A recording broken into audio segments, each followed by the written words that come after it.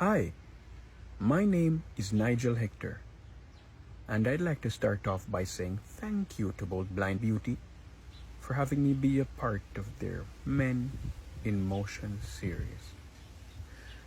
Now, my journey with blindness has been a lifelong journey. I was born premature, 5 months and 2 weeks, and even before I exited the womb, the doctors had pronounced me stillborn. I was birthed, and while I was about to be carried off to the morgue, I cried out and was rescued post-haste.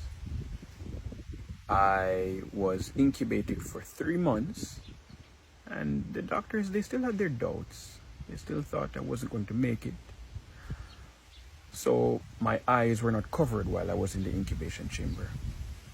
And as a result of that, the light in the incubator burnt out all the oxygen in my retina.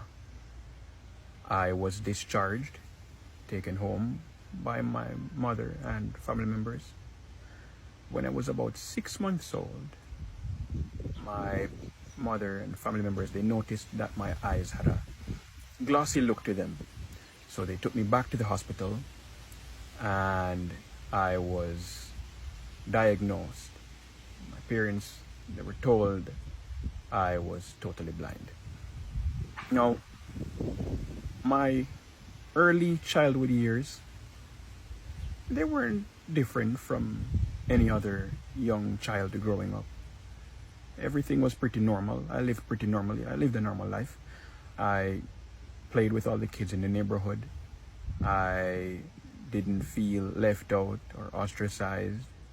I did all the things little children would do, gave all the trouble they would give.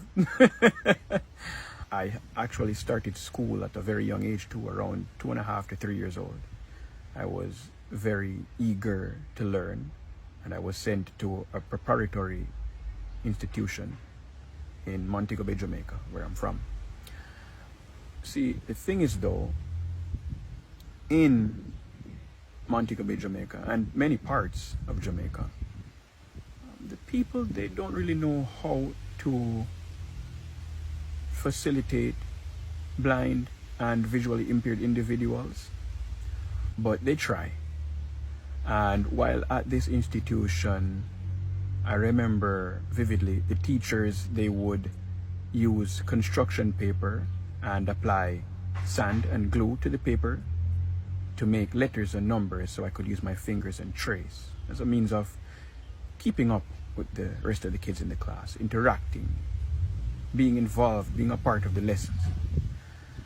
But as I already said, I was very eager to learn. I wanted to know more. So my mother started looking around to see if there were other institutions in Jamaica that would facilitate me, facilitate my learning, facilitate my growth and development. And she stumbled upon the Salvation Army School for the Blind and Visually Impaired Children. That's located in Kingston. I was sent there.